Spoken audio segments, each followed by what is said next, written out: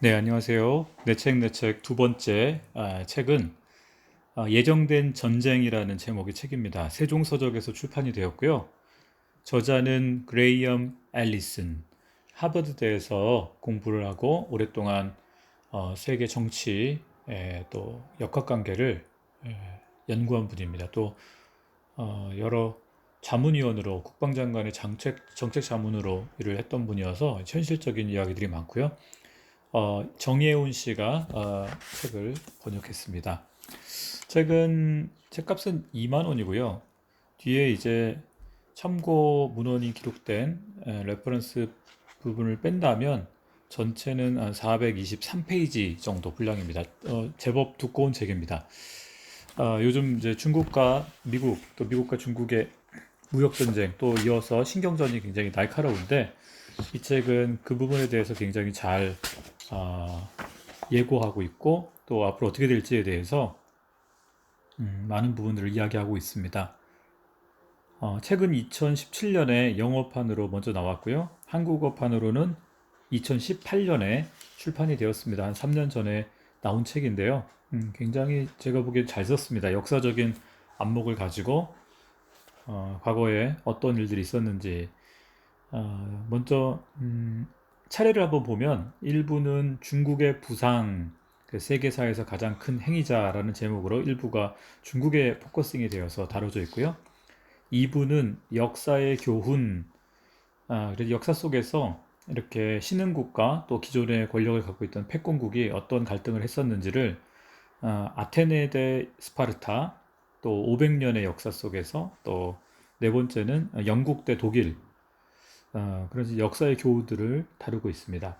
3부는 폭풍 전야, 그래서 4개 챕터로 되어 있는데요. 5챕터는 중국도 미국과 똑같다고 상상하라. 6챕터는 시진핑의 중국이 원하는 것. 7장은 문명의 충돌. 8장은 전쟁을 향하여. 이렇게 폭풍 전야에 대한 이야기들을 지금 현재 또는 좀 전에 한 10여 년 사이에 이루어진 일들에 대해서 많이 다루고 있습니다. 4부 전쟁은 필연적이지 않다. 사실 이 부분이 저자가 이야기하고 싶은 이야기입니다. 그래서 두 개의 장으로 되어 있는데요. 평화의 문을 열어줄 12개의 열쇠. 또 마지막 챕터 10은 이제 어디로 갈 것인가. 그래서 약간 열린 결말로 책을 마무리하고 있습니다. 결국은 선택은 우리의 몫인 거죠. 앞으로 어떻게 될지. 머릿말을 먼저 좀 살펴보겠습니다. 두세 기 전에 나폴레옹은 이렇게 경고했다. 잠에 빠져 있는 중국을 깨우지 마라. 중국이 깨어나는 순간 온 세상이 뒤흔들릴 테니.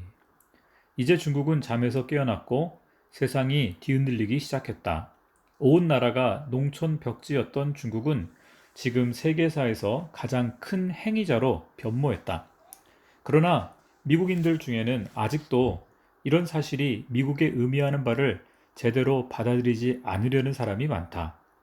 이 책의 주제를 한마디로 요약하자면 투키디데스의 함정이다. 새롭게 부상하는 세력이 현 지배 세력을 위협할 때는 반드시 위험을 알리는 경종을 울릴 필요가 있다. 중국과 미국은 지금 전쟁이라는 정면 충돌을 눈앞에 두고 있다.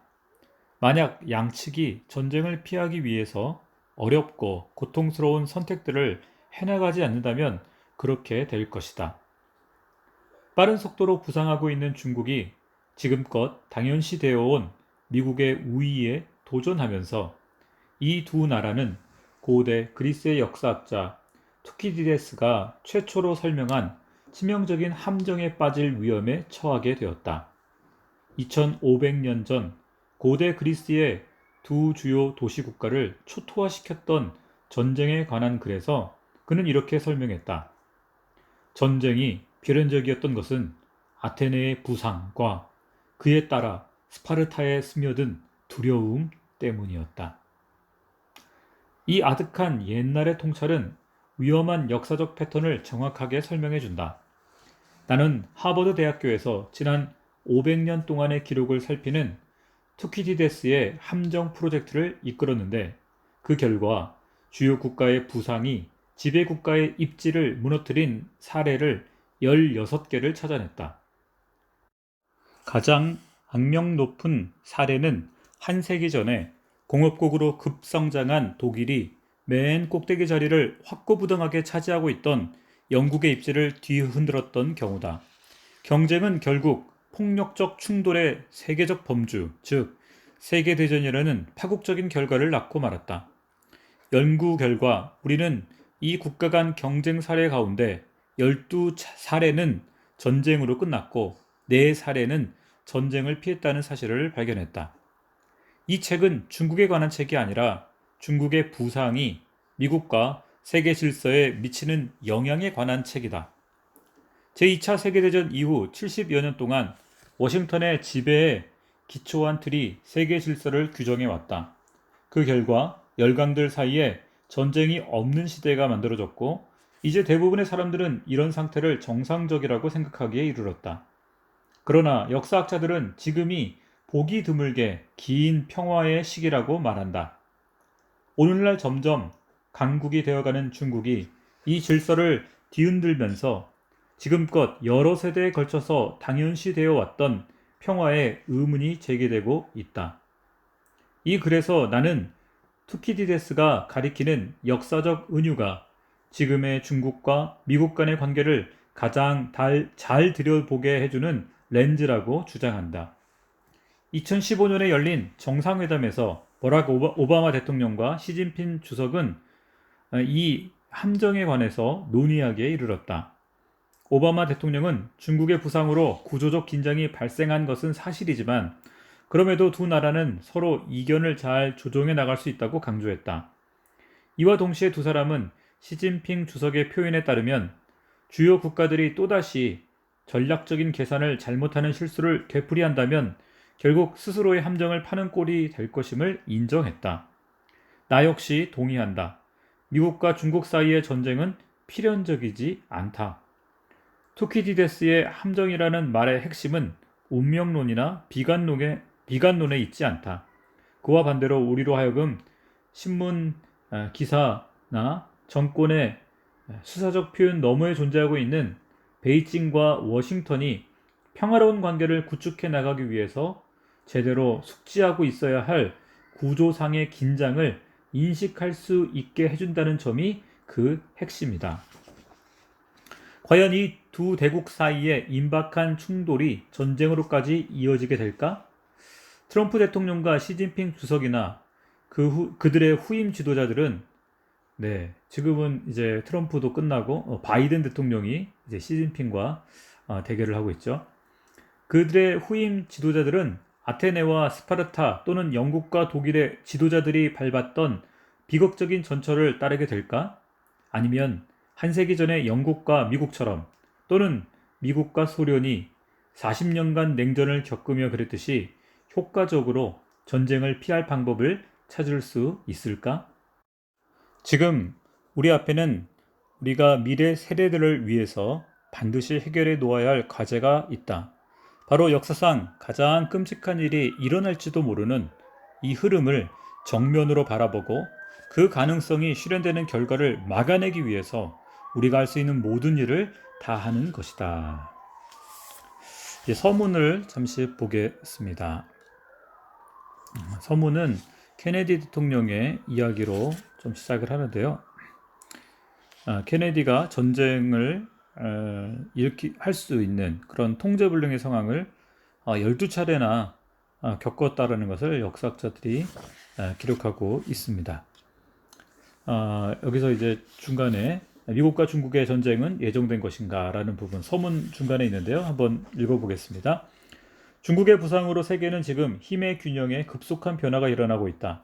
이처럼 빠른 변화는 역사상 처음이다. 만약 미국을 하나의 기업이라고 친다면 제2차 세계대전 직후 한동안은 미국이 세계 경제 시장의 50%를 차지했다고 볼 수 있을 것이다. 그러나 1980년에 이르러서는 22%까지 내려간다. 30여 년간 두 자릿수 경제 성장을 이루어온 중국의 추격으로 지금 미국이 세계 경제에서 차지하는 비율은 16%까지 줄어들었다. 이 추세가 계속된다면 향후 30년 뒤에 세계 경제에서 미국이 차지하는 비율은 11%까지 하락하게 될 것이다. 같은 기간 동안에 중국이 세계 경제에서 차지하는 비율은 1980년 2%에서 1913년 18%로 급등했고 2040년경에는 30%를 훌쩍 넘길 것으로 예측된다. 경제 발전 덕분에 중국은 만만치 않은 정치적, 군사적 경쟁자로 변해가고 있다. 미국은 냉전 기간 내내 소련의 도발에 어설프게 대응했던 전력이 있는데 이 때문에 펜타곤에 이런 표가 붙을 정도였다. 진짜 적을 만나게 된다면 우리는 심각한 공경에 처하게 될 것이다. 중국은 진짜 적이 될 가능성이 있는 나라다. 결정적인 질문은 과연 중국과 미국이 투키디데스의 함정을 피할 수 있느냐 하는 것이다. 지난 500년이 넘는 세월 동안 주요 신흥 세력이 지배 세력의 자리를 차지하려고 위협한 경우가 16차례였다. 그중 12차례는 전쟁으로 귀결된다. 비극적인 결과를 피할 수 있었던 경우는 단 4차례 뿐이었다. 4차례 모두 도전 세력이나 도전을 받는 세력이 똑같이 상황을 조종하기 위해서 태도와 행동 면에서 엄청나게 고통스러운 노력을 기울인 덕분이었다. 미국과 중국 역시 두 가지 진실만 제대로 새긴다면 전쟁을 피할 수 있다. 우선 지금 궤도에서 수십 년 안에 미국과 중국 간의 전쟁이 일어날 가능성이 그냥 있기만 한 것이 아니라 지금 인식하고 있는 것보다 훨씬 더 높다는 사실이다. 만약 베이징과 워싱턴의 지도자들이 지난 10년간 해왔던 대로 행동한다면 미국과 중국은 결국 전쟁을 하게 될 것이 분명하다. 두 번째로 전쟁은 필연적이지 않다는 사실이다. 역사를 살펴보면 주요 지배 세력들이 전쟁을 벌이지 않고도 경쟁 세력들과 심지어 자신들의 자리를 위협하는 세력들과도 관계를 잘 조정해 나갈 수 있었음을 알 수 있다. 역사로부터 교훈을 얻는 데 실패한 자들만이 그 역사를 되풀이하는 벌을 받는 법이다. 이 책을 이제 간략하게 요약했는데요. 1부는 중국의 부상에 관해 간단하게 설명할 것이다. 2부는 역사라는 더 큰 화폭에서 최근의 미중 관계의 발전이 그려온 모습을 살필 것인데 아테네와 스파르타의 펠레포네소스 전쟁, 또 제1차 세계대전 전에 독일이 또 대영 제국에 도전했던 사례들, 이런 이야기들을 기록하고 있고요. 3부는 지금 미국과 중국 간 관계의 흐름을 볼 때 양국이 차츰 폭풍 구름을 키워나고 있는 상황이라고 보는 게 옳은지 그렇지 않은지를 따져볼 것이다. 시진핑 주석의 중국이 원하는 바는 과연 무엇일까? 한마디로 말하자면 중국을 다시 위대하게 만드는 일이다. 10억이 넘는 중국 인민들이 내심 가장 열망하고 있는 것은 자신들의 나라가 부유할 뿐만 아니라 강력한 영향력을 지니게 되는 일이다. 실제로 그들의 목표는 중국이 충분히 부강해져서 다른 나라들이 자신들의 이해관계를 의식하고 자신들이 마땅히 받아야 할 존중을 보일 수밖에 없게 만드는 일이다. 중국에서 중국몽 또 1대1로 이렇게 이런 많은 정책들을 추진하고 했죠. 근데 또 한편으로는 주변국들과의 갈등으로 많은 또 반발을 하고 있음을 저희가 보고 있습니다. 오늘날 종종 발생하는 남중국해, 동중국해, 사이버 공간에서의 대결에서부터 통제불능 상태까지 가버리곤 하는 무역 갈등에 이르기까지 이런 일들이 중국과 미국의 군인들이 서로를 죽이는 시나리오로 전개되기는 무서울 정도로 쉽다. 3부의 주요 내용들이고 이 책의 사실 거의 핵심 부분들이 이제 3부의 현실 상황들을 많이 기록하고 있고요. 마지막 4부에서는 어째서 전쟁이 필연적이지 않은지를 설명한다. 전쟁을 하지 않고 이 관계를 제대로 유지해 나가기 위해서는 두 정부가 매주 정상급 수준의 관심을 지속적으로 이어가는 노력이 필요하다. 이런 노력에는 1970년대에 미중 관계를 재확립했던 헨리 키신저 그리고 주은래 회담 이후로는 찾아보기 힘들었던 깊이 있는 상호 이해가 바탕이 되어야 한다. 이는 지도자와 대중 모두 지금까지의 그 누구보다도 태도와 행동 면에서 더 크게 변화해야 한다는 뜻이며 바로 이 점이 무엇보다도 가장 중요한 지점이다. 투키디데스의 함정을 피하려면 생각하기 힘든 것을 기꺼이 생각할 줄 알아야 하며 상상하기 힘든 것을 기꺼이 상상할 줄 알아야 한다. 그래야만 결국 역사의 포물선을 구부려 놓는 길 외에는 다른 방도가 없다는 사실을 우리 모두가 깨닫게 될 것이다. 아주 서론이 전체 책을 잘 요약하고 있습니다. 내용들이 아주 그냥 주옥 같은 내용들이 많은데요. 책을 구입하셔서 한번 보셔도 좋을 것 같고요. 마지막 이제 부분에서 4부에서 전쟁은 필연적이지 않다의 평화의 문을 열어줄 12개의 열쇠에 대한 이야기가 나와 있습니다. 그래서 전쟁을 피했던 경우들에 대해서 많이 언급하고 있는데요. 제가 좀 관심을 갖고 있는 부분은 이제 소련과 미국의 대결입니다. 사실 소련과 미국은 직접 충돌하지는 않았죠. 그러나 대리전을 많이 했습니다. 대표적인 게 6.25 전쟁이죠. 6.25 때 사실상 대리전을 한 거였고요. 또 아프가니스탄에서 또 소련의 침공, 또 미국은 직접 싸우지는 않았지만 대리전을 했고, 사실 베트남도 거꾸로 보면 이제 미국은 베트남 침공했지만 또 소련이 뒤에서 제공해서 일종의 대리전을 했습니다. 그런데 이제 소련과 미국이 왜 직접 충돌하지 않았는가? 저자는 이제 6번째 열쇠로 이런 얘기를 합니다. 태양 아래 새로운 것은 아무것도 없다. 그러나 핵무기만은 예외다. 사실 소련과 미국이 갖고 있는 이 핵무기의 양이 서로를 거의 상호 확증 파괴할 만한 그런 위력을 갖고 있기 때문에 직접적인 전면전은 하지 않았다는 거죠. 그래서 6번째 열쇠, 7번째 열쇠가 다 이 핵무기, 또 8번째 열쇠도 그 핵강국들 사이에서는 전면전은 더 이상 타당한 선택지가 아니다. 그래서 6번째, 7번째, 8번째가 또 심지어는 9번째까지 열쇠도 다 핵과 관련된 이야기입니다. 그래서 미국과 중국이 서로 갖고 있는 핵의 양이 서로를 완전히 파괴할 수 있는 정도의 수준이기 때문에 직접적인 전쟁을 피할 것이다. 이런 가능성에 대해서 언급하고 있고요. 10번째 열쇠는요. 경제적 상호 의존의 심화는 전쟁 비용을 높이기 때문에 전쟁 가능성을 낮추는 효과가 있다. 그런데 이 부분은 조금 우려가 되는 것 같아요. 왜냐하면 이제 우리가 알고 있는 것처럼 미국과 지금 중국이 무역 전쟁을 하고 있는데 상호 의존도 있지만 상호 경쟁이 더 심하죠. 그래서 지금 미국 같은 경우에도 공장들을 자국으로 돌아오게 만드는 정책들을 많이 하고 있죠.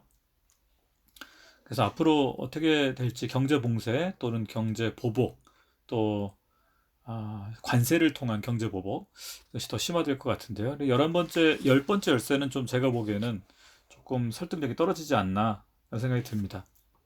또 11번째 열쇠로 동맹국이 치명적인 자력이 될 수 있다. 그래서 서로에게 동맹국들이 있잖아요. 그리고 서로 위협해서는 안 되는 영역들이 있는데 지금 미국도 중국의 공격에 노출되어 있는 타이완에 사실은 이렇게 보호를 해주겠다 약속을 했죠. 그래서 이 타이완이 어떤 치명적인 요소가 될 수 있다라는 것에 대해서 살짝 언급하고 있고요. 12번째 열쇠는 국내 상황이 결정적인 요인이 된다. 나라마다 국경 안에서 일어나는 일이 나라 밖에서 일어나는 일만큼이나 혹은 그 이상으로 중요하다. 그 중에 가장 중요한 세 가지 요소가 있는데 경제적 성과가 국력의 토대가 된다는 점, 유능한 통치력은 국가의 목적 달성을 위한 자원 동원을 가능하게 한다는 점, 그리고 민족의 기백 또는 정신이 이 두 가지를 지탱한다는 점이다. 그래서 지금 이제 경제적인 부분은 미국이 조금 불리하죠. 이제 코로나 때문에 경제가 많이 후퇴해 있고 실업률이 높아지고 부채 비율이 높고. 근데 중국도 만만치 않습니다. 중국도 지금 부채가 굉장히 많고 중국 통계는 사실 믿을 수 없기 때문에 성장률 과연 그럴지 또 많은 기업들이 해외로 빠져나가고 반중 정서가 심해지면서 중국에 대한 의존도를 낮추는 그래서 중국 경제도 앞으로 만만치 않게 힘들 것이다. 또 통치력에 있어서는 양쪽 다 지금 힘이 넘치죠. 시진핑도 여전히 막강한 권력을 발휘하고 있고 바이든은 이제 정권을 잡았으니까 지금부터 또 본격적으로 권력을 행사할 가능성이 있고 또 민족의 기백 또는 정신 이제 중국은 중화 사상으로 지금 본인들의 목소리를 점점 크게 내고 있고 이제 지금 젊은 세대는 민족주의가 강하죠. 그래서 중화가 강합니다. 그래서 이것이 이제 미국의 어떤 자유민주주의 정신과 충돌할 가능성이 굉장히 높아지고 있죠. 그래서 지금 이제 챕터 10에서는 이제 어디로 갈 것인가? 지금 미국이 가장 필요한 것은 새로운 대중국 전략이 아니라 일단 멈춰서서 진지하게 생각해 보는 것이다. 그러니까 이 저자는 그냥 지금 흐름대로 가면 안 된다. 멈춰야 된다. 이제 이런 것들을 아주 냉정하게 지금 이야기하고 있습니다. 그래서 응용 역사학에 대해서 이야기하면서 과연 이제 과거를 보지 않고 지금 만약에 흐름대로 간다면 위험하다. 이런 경고들을 이 책에서 계속 하고 있죠. 저는 이 책을 보면서 물론 저자 입장에서는 이제 전쟁에 대한 걸 굉장히 많이 경고하고 있습니다. 그러나 또 피할 길이 있다. 그래서 협상에 대한 부분들 대화로 풀어야 된다. 그래서 특별히 타이완, 신장, 티베트, 홍콩에서의 독립운동이 탄력을 받게 될지도 모르고 중국 내부를 분열시켜서 베이징을 국내의 안정을 유지하는 데 급급한 상태로 만들어 놓는다면 어쩌면 미국은 중국이 미국의 우위에 도전한 일을 막거나 적어도 상당 기간 동안 지연시킬 수 있다. 실제로 미국이 소련에게 했던 거죠. 소련을 경제적으로 좀 몰아붙였고 그 경제적 위기를 극복 못한 소련은 결국은 붕괴되죠. 러시아와 또 우크라이나나 우즈벡 또 중앙아시아에 있는 국가들이 그렇게 분리가 됐죠. 그래서 사실 미국도 중국을 어찌 보면 이 인권을 가지고 자꾸 이야기하면서 지금 내부 불안을 일으켜서 분리시키는 그런 방향으로 또 가고 있다라고도 볼 수 있습니다. 또 이 책에서 언급한 것 중에 만약 중국이 평양으로 하여금 핵무기와 장거리 미사일 테스트를 더 이상 하지 않게 만든다면 미국은 타이완에 대한 무기 수출을 제한하거나 중단하고 한국으로부터 군대를 일부 철수할 수도 있다. 네, 아직 가정인데요. 뭐 평양이 중국말 잘 안 듣죠? 네, 그래서 제가 보기에는 이거는 조금 쉽지 않다. 그래서 이 저자는 사실은 앞으로 초대형 위협이 올 가능성이 크다. 이런 생각에 대해서 언급하고 있습니다. 상당히 결론 부분으로 이제 가서요. 결론에서는 음, 투키디데스는 역사에서 주된 행위자는 신이 아니라 인간이라는 새로운 가르침을 분명하게 밝혔다. 미래의 정치가들에게 운명을 그대로 받아들이지 말고 현명한 선택을 하라고 가르쳐 주고 싶어서다. 그래서 이 투키디데스가 아테네 사람들에게 또 스파르타에게 경고했던 일들이 또 오늘 우리에게도 적용이 된다라고 말하면서 과거 여러 국가들이 어떻게 보면은 이 전쟁을 피했던 경우들이 있다. 그러면서 이 저자는 사실은 이 전쟁을 피하기를 바라면서 이 책을 마무리하고요. 그러나 이제 안타깝게도 지금 현재 상황은 계속해서 충돌 쪽으로 많이 가고 있습니다. 이게 제 생각인데요. 저는 중국과 미국이 뭐 서로 본토를 공격하는 일은 안 할 겁니다. 왜냐하면 소련과 과거 미국이 그랬던 것처럼 서로 계속해서 긴장감을 유지하면서 위협하겠죠. 그러나 핵무기를 사용하지 않는 형태로 재래식 전제 형태로 그러나 대리전을 할 가능성은 굉장히 높다라고 봅니다. 그리고 가장 위험한 지역 중에 하나가 대만이고 두 번째가 한반도겠죠. 그래서 저희 한국 입장에서는 상당히 참 어려운 시기에 들어서고 있고 과연 우리 정권을 또 정책을 하는 지도자들, 정치 지도자들이나 외교관들이 정말 잘해야 될 시기라는 생각이 듭니다. 그리고 이 미국과 중국 사이에 경제적으로는 우리가 중국에 더 많이 관계돼 있고 정치적이나 안보적으로는 미국과 동맹으로 이렇게 묶여 있죠. 일방적으로 어느 한 쪽 선택하는 건 쉽지 않습니다. 마치 광해군 시절에 청나라와 명나라 사이에서 이 중간 중립 외교를 하려고 했던 광해군의 어떻게 보면 정책이 오늘 우리에게 필요하지 않나 저는 개인적으로 그런 생각을 해보고요.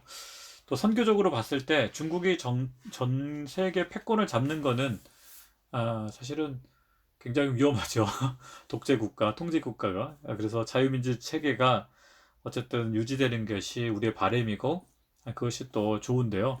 사실 최근에 일어난 저는 미얀마 이 사태를 보면서 미얀마 군부 독재 어찌 보면 그 뒤에 중국이 있죠. 중국의 영향력이 있고 또 미얀마 군부가 그 지원을 받아서 지금 저렇게 독재로 계속 가고 있는데 과연 미국을 중심으로 한 동맹국들 또 자유민주주의를 지지하는 국가들이 이걸 어떻게 대하느냐가 저는 굉장히 중요한 시금석이 될 거라고 생각합니다. 이것이 중국의 뜻대로 되면 독재 국가들 또 사회주의 국가 체제가 좀 더 확대가 되고 독재 국가들 일종의 중앙아시아에 있는 국가들 또 중동에 있는 국가들이 미국보다는 중국의 영향력 아래 들어갈 가능성이 많죠. 굉장히 제2의 냉전 체제가 또 우리 가운데 펼쳐질 거고 세계화가 이제 역행해서 이제 지역적 또는 민족주의 또 국가주의로 굉장히 위축될 가능성이 큽니다. 그래서 코로나 사태와 더불어서 서로의 무역이 중단되고 국경이 폐쇄가 되고 굉장히 폐쇄적인 정치 형태가 국가 간에 벌어질 수 있죠. 그러나 아시다시피 이미 온라인으로 사람들은 이미 통해져 있기 때문에 정치적 불안, 각 국가의 특히 독재 국가나 이런 중국도 마찬가지고요. 내부적인 불안 요소가 크다. 또 위험 요소 중에는 경제적으로 중국도 그렇고 미국도 그렇고 지금 뭐 여유가 있는 상태가 아니거든요. 코로나로 인해서도 그렇고 실업률도 그렇고 부채 비율도 그렇고. 그런데 이제 아주 위험한 건 뭐냐? 자고로 역사적으로 특히 대공황 이후에 세계 대전이 벌어졌었지 않습니까? 그때 국가 부채를 없애는 가장 쉬운 방법이 사실 전쟁이었습니다. 그 전쟁을 통해서 또는 화폐 개혁을 통해서 이 두 가지가 역사적으로 있었는데요. 그래 미국은 화폐 개혁할 일은 없죠. 전 세계에 이 기축통화기 때문에. 그러나 전쟁을 통해서 이런 부채를 어, 어떻게 보면은 상쇄하고 또 경제적 이렇게 도약을 일으킬 수 있는 그런 국가이기 때문에 중국이 전쟁을 일으키보다는 미국이 의도하는 국지전이 벌어질 가능성은 더 높지 않나 저는 개인적으로 이런 생각을 합니다. 뭐 제가 정치 전문가도 아니고 외교 전문가도 아니고 그래서 제가 함부로 할 얘기는 아니지만 그래도 10여 년간 중동에서 제가 다녀봤고 또 중국에도 수차례 다녀봤고 그래서 이렇게 어떻게 보면은 미국과 중동 관계 또는 미국과 중국 관계들을 나름 이제 보면서 그런 고민들을 하게 되고요. 과연 이런 시대에 우리나라는 어떤 입지를 취할 것인가, 또 우리는 그걸 놓고 어떻게 기도해야 될 것인가, 상당히 참 지혜가 많이 필요한 것 같고요. 섣부른 결정은 참 위험하다. 항상 신중해야 된다. 그리고 우리 국민들도 감정적으로 반응하거나 또는 너무 민족주의적 반응을 해서는 안 된다. 좀 더 냉정하게 전쟁을 회피하는 기술. 저는 이렇게 표현하고 싶습니다. 전쟁을 회피하는 기술이 우리에게 필요하다. 그거는 단지 북한과의 관계 속에서만 그런 것도 아니고요. 일본과 중국, 그 다음에 미국 사이에서 어쨌든 한반도는 전쟁을 회피하기 위해서 최선을 다해야 되고 어떤 경우에서도 우리는 무력 충돌에 들어가면 안 된다. 과거 이라크 전쟁에 미국이 우리를 사실 끌어들였었잖아요. 그때 노무현 대통령이 군대를 어쩔 수 없이 보내야 했지만 어쨌든 전투 부대보다는 이제 비전투 부대 또 재건 위주로 하면서 명분을 살리면서 무력 충돌은 회피했었죠. 지금도 유엔 평화 유지군으로 우리나라가 여러 군대를 보냅니다.